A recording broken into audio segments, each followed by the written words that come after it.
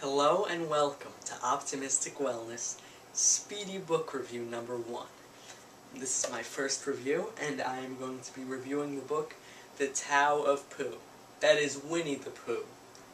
And this book was recommended to me by my friend, film blogger, Steve Johnston at thefilmcynics.com. And I thought it was a really nice book. It is very different from your typical self-help. I don't even know if it is a self-help book. It's more how Taoism and the whole idea of Taoism relates to Winnie the Pooh and the characters like Eeyore and Rabbit. Now, when I was a kid, I don't really remember watching Winnie the Pooh that much, but I really enjoyed this, and it had some great stories, which, as a matter of fact, I would like to share this great story it's amazing. So, please listen because this is extremely good. This is the Chinese story of the stonecutter. There was once a stonecutter who was dissatisfied with himself and his position in life.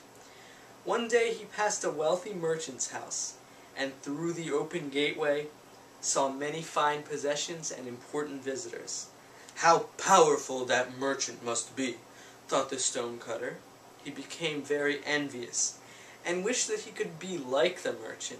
Then he would no longer have to live the life of a mere stonecutter. To his great surprise, he suddenly became the merchant. Just became the merchant, enjoying more luxuries and power than he had ever dreamed of, envied and detested by those less wealthy than himself. But soon a high official passed by, carried in a sedan chair, accompanied by attendants, and escorted by soldiers beating gongs.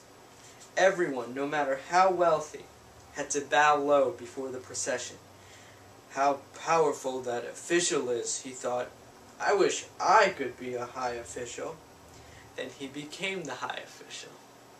Carried everywhere he is in his embroidered sedan chair, feared and hated, there's that word, by the people all around, who had to bow down before him as he passed. It was a hot summer day, and the official felt very uncomfortable in his sticky sedan chair. He looked up at the sun. It shone proudly in the sky, unaffected by his presence. How powerful that sun is, he thought. I wish that I could be the sun. Then he became the sun, shining fiercely down on everyone, scorching the fields, cursed by the farmers and laborers. But a huge black cloud moved between him and the earth, so that his light could no longer shine on everything below. How powerful that storm cloud is, he thought. I wish that I could be a cloud. Then he became the cloud, flooding the fields and villages, shouted at by everyone, but soon he found that he was being pushed away by some great force and realized that it was the wind. How powerful it is, he thought. I wish that I could be the wind. This guy is so greedy for power, man. Then he became the wind, blowing tiles off the roofs of houses, uprooting trees, hated and feared by all below him. But after a while, he ran up against something that would not move, no matter how forcefully he blew against it. A huge, towering stone. See where this is going? How powerful that stone is, he thought. I wish that I could be that stone. And now, as we reach the end of this story, then he became the stone, more powerful than anything else on earth. But as he stood there, he heard the sound of a hammer pounding a chisel into the solid rock, and he felt himself being changed. What could be far more powerful than I, the stone, he thought. He looked down below him and saw far below him the figure of a stonecutter. So there is that story, and I was very moved by this whole story about this guy this stonecutter wanting to be the most powerful person in the world.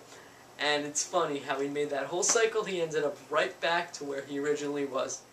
So there is an excerpt from the Tao of Pooh. I also wrote it on my blog. For more, visit optimisticwellness.com. Thank you so much. And remember, optimism is the only way.